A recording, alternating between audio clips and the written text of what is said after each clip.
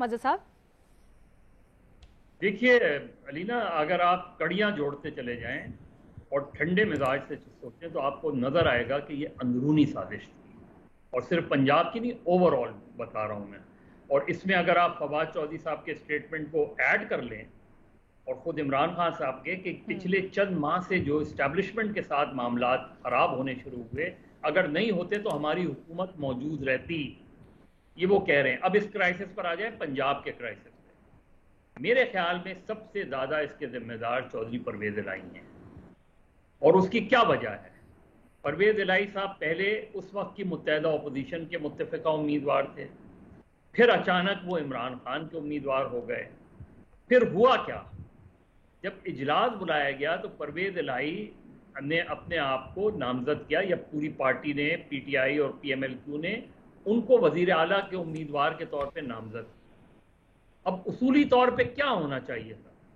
ये नहीं हो सकता कि आप वजीर आला के उम्मीदवार भी हों और आप प्रिजाइडिंग अफसर भी हों। यानी उन्हें स्पीकर के ओहदे से सबकदोश हो जाना चाहिए था, उसूली तौर पे हट जाना चाहिए था, और फिर डिप्टी स्पीकर जिस तरीके से भी चाहे वो इजलास सही कराएं, सही चलाएं या नहीं, क्योंकि आप उम्मीदवार हो गए, कैंडिडेट बन गए हैं, आपने कागजात नामजदगी जमा करा दिया, आप प्रिजाइडिंग अफसर नहीं हो सकते।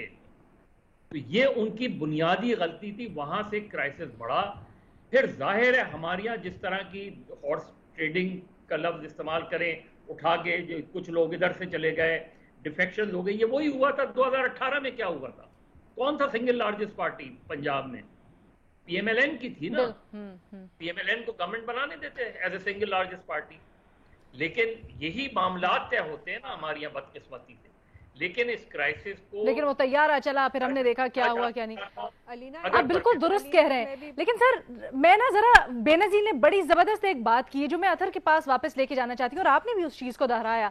अथर, हम मामलात को उस नहज पे ले गए कि हम अदालतों को इंटरफेयर करना पड़ा, नोटिस देने पड़े, हुक्म देना पड़ा, बार बार डिले होती गई। इसके ऊपर क्या करते? सिस्टम को तो चलाना था ना। लेकिन फिर जब ये हुआ तो हमने उल्टा उनके ऊपर ही जिम्मेदारी डाल दिया, उनके ऊपर ही ब्लेम करना शुरू कर दिया, तनकीद की, आपने इंटरफेयर क्यों किया। अगर ऐसा ना होता तो फिर क्या होता? देखिए, अदालतों का भी आप देख लेना कि कुछ चीजों में जिस तरीके से उन्होंने जल्दी फैसले दिए, आर्टिकल 63A के हवाले से अगर तशरीह हो जाती, जब सदारती रेफरेंस आया था, क्या आप समझती हैं कि उसके बाद ये हालात पैदा होते? हमजा शहबाज किस तरह आज मुंतखब हुए? वो लोगों ने फ्लोर क्रॉस करके उनको मुंतखब किया।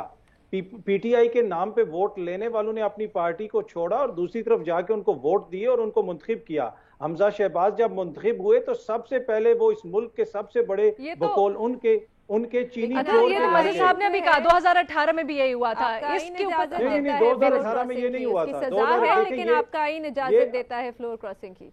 नहीं, ये बिल्कुल गलत मिसाल है कि 2018 में ऐसे हुआ था। इंतखाबात से पहले किसी का पार्टी चेंज करना बिल्कुल मुख्तलिफ चीज है। असेंबली के अंदर बैठते हुए अपने वोट को किसी दूसरे को डालना, किसी दूसरे के साथ जाके मिल जाना, वो कंप्लीटली डिफरेंट चीज है। आप वैसा ही इंसाफ कर रहे हैं जैसा इंसाफ अदालतें कर रही हैं।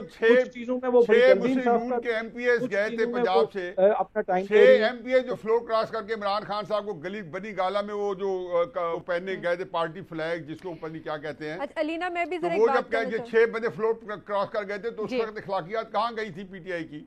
उनको सलाम कर देते तो आज यही मैं कह रहा हूँ। वो जो 6 गए थे पहले, उस वक्त तो इनकी तरफ तो कोई नहीं आया था ना। पिछले साल 1.5 साल पहले शरकपुरी वगैरह ये सारे जो ग्रुप किया था उनकी तरफ। नहीं साहब, आपका पॉइंट आ गया।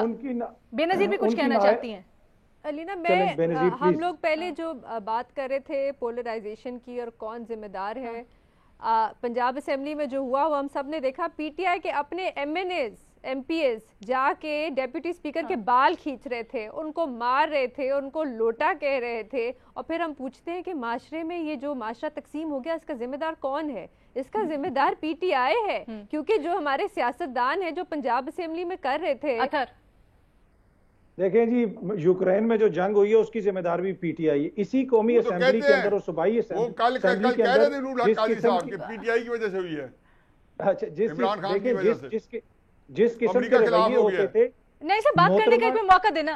नहीं सर, थोड़ा सा अतर को जवाब देने का मौका देना। जी जब मोहतरमा बनी थी वजीर आजम, तो कौमी असेंबली के अंदर नून लीग के कुछ एमएनए हजरात थे, मैं उनका नाम नहीं लेना चाहता, मेरे दोनों सीनियर यहाँ पे जो बैठे उनको पता होगा वो किस किस्म की जुबान इस्तेमाल करते थे। सर वो इतना पीछे ना जाए, मुझे सिर्फ इतना बता दें। नहीं अतर इतना पीछे ना जाए, अतर मुझे सिर्फ इतना बता दें।